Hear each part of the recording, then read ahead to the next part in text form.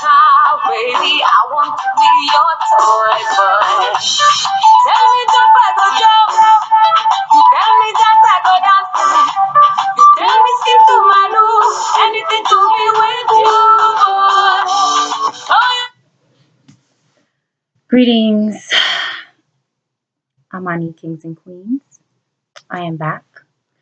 First, I want to say thank you for the support that I'm receiving thus far and keeping the momentum going. I wanted to go ahead and do my second video, well, my first video after the intro, to get the conversation started so we can start working on what needs to be worked on. So, I have been thinking, I have a few pieces I want to start sharing with you guys that's coming really soon, but I'm going to jump right in. So the whole purpose is to start the conversation between our kings and our queens to figure out what the problems are, how we can help relate more one to one another, and try understanding each other on a different level. I feel like there's so much pain and trauma that stems from slavery. Although we were very happy and existed and were well before slavery, I think some people think that our whole existence starts with slavery. No, that was just really a very awful period of time for our race. But we were there before. We were here before that time. So because of that traumatic experience, I think a lot of us carry those baggages along with us. I know that a lot of women feel like we're not protected. We're not protected by the black man. And some men feel like they don't have our support. And I think all of that starts with a conversation. Some of us are not willing and ready to open up. So it's it requires some reflection. It requires some time to yourself to understand yourself first, to see what's holding you back, to see why you can't progress, to see how together the man and the woman can achieve so much more. With everything trying to tear us apart, with society's main goal is to keep us apart from each other, we have got to get to the bottom of unifying ourselves because there's so much out here that's stopping us from doing that. So to go back on the whole traumatic experience from slavery, I have a very moving piece that came to me. And like I said, some of these things I have not experienced personally, yet I feel them. I observe and I see it in our community. I see it in our relationships. I see it in our lifestyles, in our homes. So it's repeating itself over and over. The fact that most of our men don't feel like they will have our support because of whatever they've chosen to do with their lives.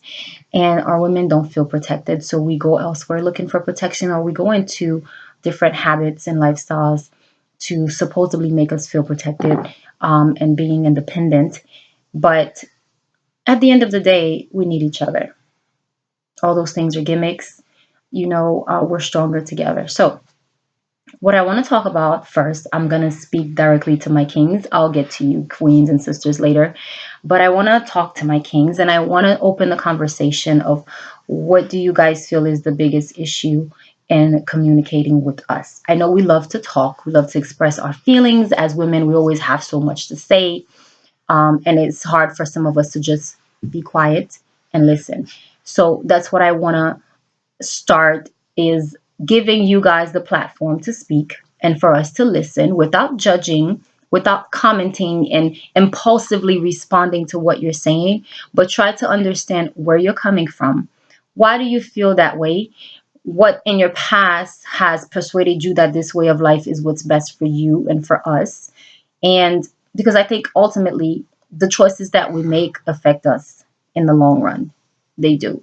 I know people like to say, oh, I'm living in the moment and this is this. But ultimately, some of the things that you have done have brought you to the point that you are now.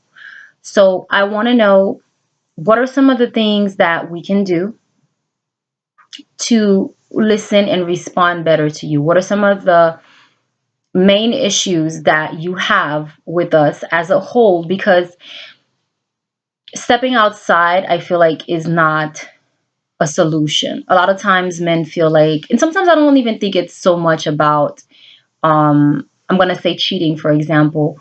If you have a wife at home, you have a person that you're with and you feel like this, you can't talk to this person, but you talk to someone else. What makes it so different or so easy for you to talk to that other person and not the person that you're with? You know, we all need an outlet. It's healthy to have that outlet to be able to voice the things that are going on in your head. So let's start. Let's start, because I know that there are some men that feel responsible for the way that women have been treated, for the way that things went down during slavery. They were not very, they couldn't be very helpful in those situations because they were powerless. They were powerless. They were overpowered and powerless because their life depended on it. Oftentimes, we were beaten, raped, and mistreated very badly, and they couldn't do too much. And those that did lost their lives. So I feel like some of that mindset has transcended into this time. Now you guys are carrying it around. You know, you're choosing certain things in life that doesn't, you know, ultimately reward the Black family. So let's talk about it. I want you guys to tell me, a voice to me. I'm here to listen, and for our queens to hear as well, so we can begin the healing, begin the process, begin the conversation. It all starts with the conversation and go from there. So I come to you in peace. I ask you kings to open up. Let us know what we can do. Let me know what I can do. And we'll start the conversation. Thank you again for your support. And I hope to get a lot of feedback from this video so we can begin the healing. Amen.